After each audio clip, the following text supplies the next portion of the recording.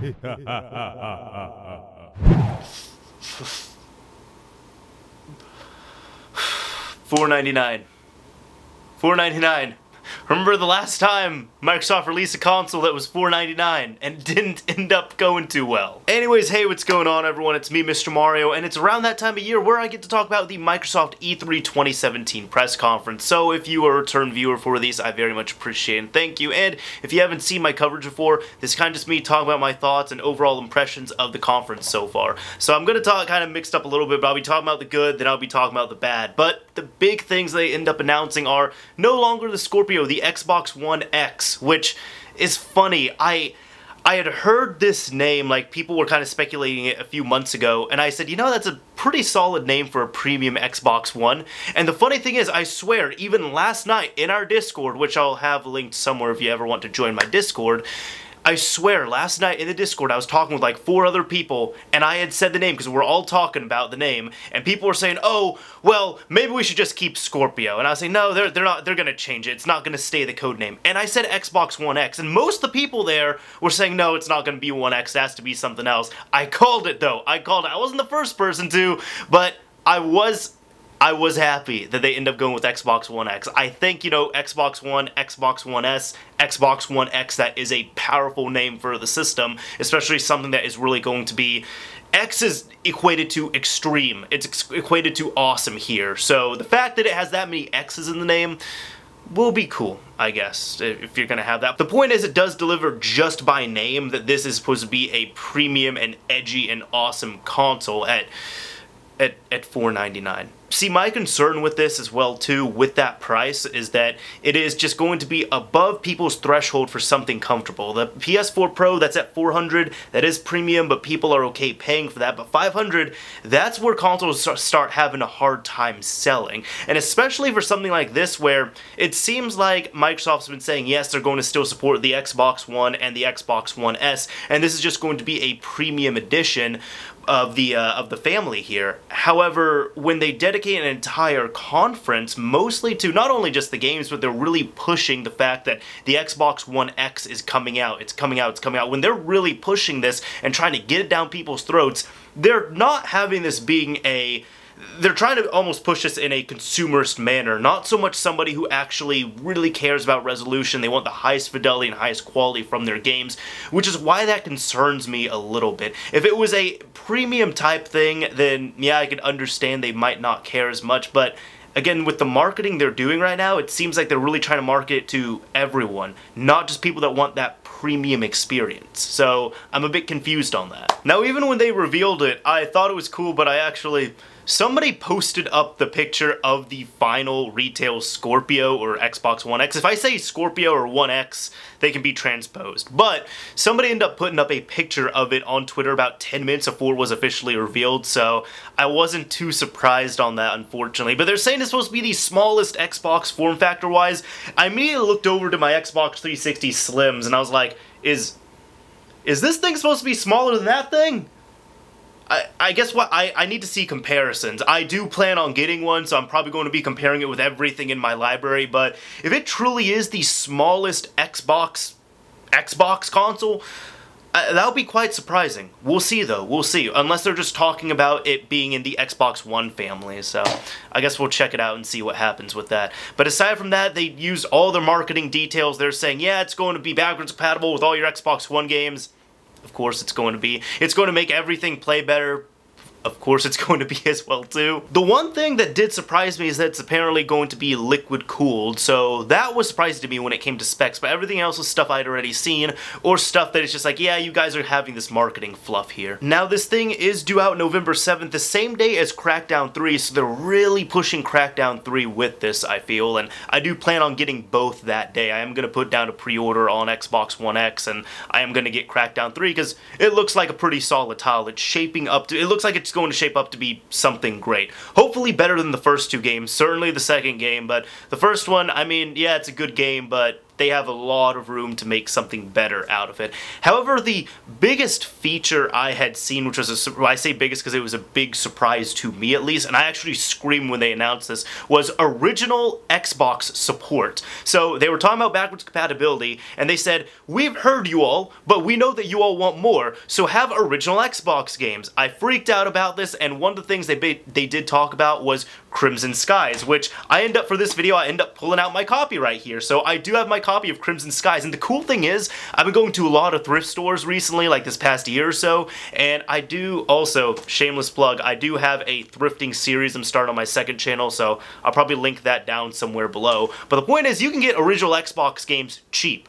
And there's a lot of good original Xbox games as well too. And of course you could go out and get an original Xbox, that's not really much of an issue, but you know, you're gonna hook it up, it's gonna probably be in composite. If you put it in components, it's gonna be that lower output resolution, it's not gonna look as shiny. I mean, hey, here's the thing, if I already have an Xbox One and I can pop this thing into it and it looks super pretty, I wouldn't mind that all too much. Plus, it's going to be really convenient too, because I could put it into something and play it off a HDMI connection as opposed to finagling with composite or S-video or a component. So I think that's really cool. They're still going to be supporting backwards compatibility on 360, and they're going to be bringing it on the original Xbox. Now, all we know is that it's happening. I don't know if they're going to be rebundling them.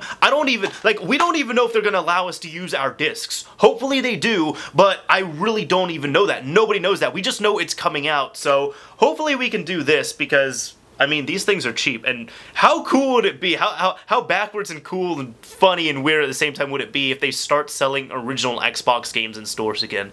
That'd really be something. That would be something else. By the way, if you have any interest in getting original Xbox games, it might be the time to do it now, possibly, because I bet with this announcement, as we get more details in the future, these original Xbox games are going to start going back up in price. Not like to $40 or $50, of course, but I mean, right now you can get games for a few dollars here and there. I bet they're going to start creeping up again, just because they're now in use. We saw it with the 360 games that are backwards compatible. We're probably going to see it with these games and in retro shops getting bumped up, because now they can advertise these games right here. If you can use your discs, they can advertise these games as games that will work on a new system. And speaking of games, you know what I really love doing when I watch a E3 press conference related to games? I like to see cars. I like to see a world reveal of a car. Now, if you like this, that's cool, but I know they were pushing this so hard, and I'm just sitting there like, how many gearhead car enthusiasts are really tuning into the Microsoft press conference to see the worldwide first reveal of this new Porsche? That was my question. I understand they were going hard at it because it was Forza, don't get me wrong, but it made me laugh a bit, and I was like, they're really pushing hard on this. But Forza 7, even though I have no interest in the series, it looks stunning. It looks absolutely stunning. I was very impressed with how it looked, even on that low-quality-ish stream that I was watching. The next game that they showed was Metro Exodus, which I loved the first two Metro games. I finished them. I thought they were absolutely fantastic, and they did a really kick-ass gameplay demo of it, so I am excited for that as well too. Assassin's Creed, the new one that's coming out, it looks interesting, but I will say this, don't believe anything you saw, because Ubisoft. I'll just leave it at that. Now, there's going to be more games coming out, such as PlayerUnknown's Battlegrounds. That's now going to be supported and brought over to Xbox One. Minecraft, if you're a Minecraft fan, I personally am not. It is going to be getting more support on there as well, too. There's going to be a 4K texture pack. There's going to be cross-platform play. So apparently, they even explicitly showed a Switch made in Minecraft on here. So apparently, that actually looks pretty cool. It's not going to make me play Minecraft because I'm just not a fan of the series, but I do think it's really awesome that soon you'll be able to play on any platform, and you can play with anybody else on any other platform. So they're saying PC, mobile, VR, and all consoles will be able to play Minecraft together. I think that's pretty dope. There was plenty of other games they were showing, and the reason why I'm being so general about this is because the thing I really didn't like about this conference is, yeah, they were pumping it full of games. They're saying, we have 42, we have 43 games. I think it was like 42 or 43 games. They're just like, we have all these games that were shown. And it really got to the point where they were having 30-second, 45-second, 1-minute teaser trailers up on stage that really didn't reveal anything aside from a tiny bit of the game, the name of the game, maybe when it was being announced, and that every single game was going to be 4K and HDR compatible and all that stuff, and enhanced on the Xbox One X, which that's a difficult thing as well too. The problem is with these streams, if you're advertising a premium console like this, it is so hard to show all of these enhancements right there, especially with something like this. Now, what I was expecting was I was expecting several longer gameplay demos, and at the end they say, oh yeah, every single game here has been running at 1080p, at 1440p, at 4K upscaled, or 4K, you know, true 4K, whatever it is, on the Xbox One X. That would have been nice. Is that the case? No, because a lot of these were also pre-rendered, pre-made trailers as well too. So it really made the case, in my opinion, of buying an Xbox One hard to someone who's trying to, you know, get an Xbox One X, at least here. The reason why I am getting one is because I am interested in the system. It is a new gadget, new shiny toy, and even if it's not all that at the beginning, I still want to try it out and experience it, so I know what I'm getting into. But to the regular consumer, which it looks like they're advertising this for them, even though it's supposed to be a super premium hardcore 4K console, again, I don't really know what's up. Now, we had Terry Crews in Crackdown 3. I thought the trailer for that was very well done. That was a few minutes. It wasn't explicit gameplay, but it was at least in-game from what I saw. Cuphead, the release date was announced, which, let me look at my document, is September 29th, so if you've been interested in that, would recommend checking that out as well. And then Super Lucky's Tale. I freaked out about this on Twitter because I love foxes, and it's a game about a fox. It was kind of cruel, though, because it really looked like that there was a Conquer game that was coming out. And the thing that made me question this, it looked cute, it looked awesome, don't get me wrong, but I think it's going to be an average-type game, and it kind of concerned me that they were spending so much time focusing on the gameplay and showing how this game was, as opposed to so many other games that, in my opinion, looked better or much cooler or that could appeal to a better audience, some that they're actually gearing the Xbox for. But they just showed a 30-second trailer for those other games. Like one game, for example, that they showed right before that was Code Vein. It's a Bandai Namco game. It is a new game that's supposed to be coming out. It looks kind of like, I don't know, Devil May Cry, Nier Automata, Dark Souls all combined into one. It has that type of aesthetic. I would have loved to see more of that. That would have been cool to have like an extended gameplay trailer of it, but we really didn't get to see that much of it, unfortunately. But we got to see a good amount of Super Lucky's Tale. I don't really know where the... I don't know what they're aiming for at that point. We got to see more of Sea of Thieves, we got to see extended gameplay of that, that was cool. State of Decay 2, we also got to see that as well. And then we got to see, you know, all these other ID at Xbox games, just little glimpses of them, which is cool. They have so many in development, don't get me wrong, but again, this was just more of a thing of, we have 42, we have, I'll say about 50, we have like 50 games that we're going to be shown today. And again, it's like, cool, but it's mostly just little reveals here and there.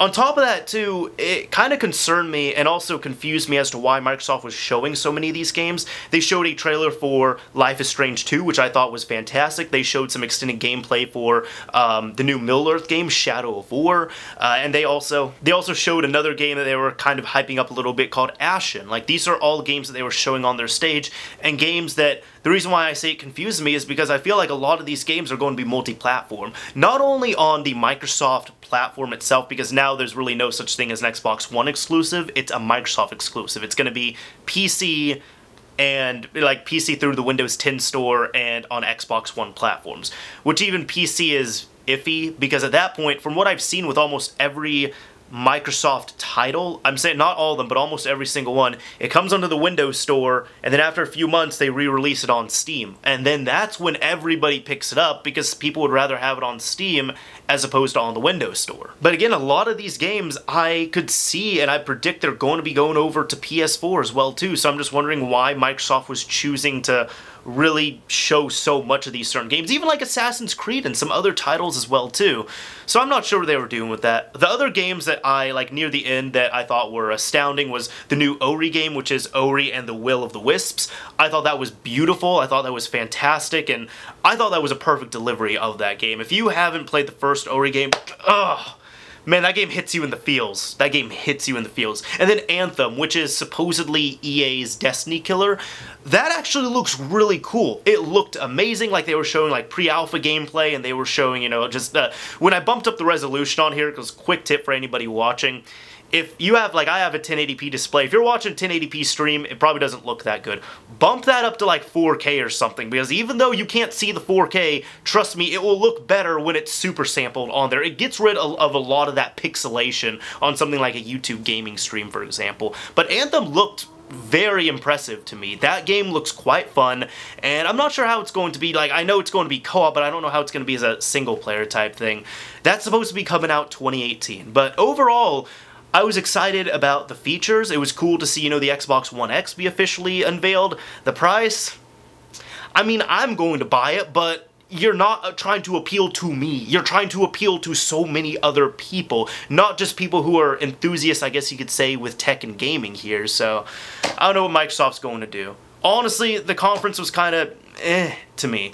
The reason why I said is because, yeah, the features they announced were cool. It was nice that we did get to see the Xbox One X official reveal, but when it came to the games themselves, I felt like some of them, I kind of questioned why they were showing so long, and there were a lot of games that I wanted to see a lot more of, and we just got little trailers here and there. And I don't know why they could have just been revealed later on outside of E3, so they could have been taken out of the E3 forefront, and they could have just, you know, taken some of those more select games and give them extended gameplay. I would have loved to see more gameplay of Cuphead. I would have loved to see an actual gameplay concept or some gameplay footage, proper gameplay footage of Crackdown 3.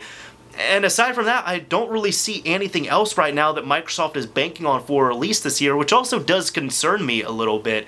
The games that we've seen, we've already known about. State of Decay 2, Forza 7, Crackdown 3, Sea of Thieves, Cuphead. I'm not saying these are bad games, don't get me wrong, but these are games that we knew quite a bit of info going into E3 about. So again, that concerns me as well, too.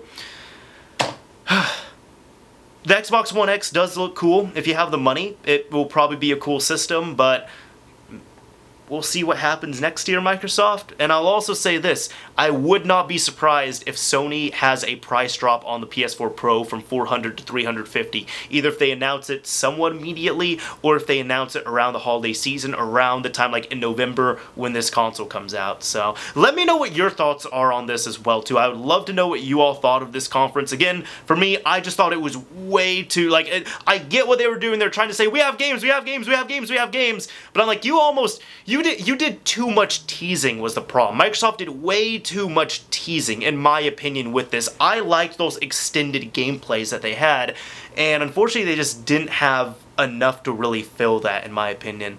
I think last year their conference is really solid. This year, we'll see. Xbox One X.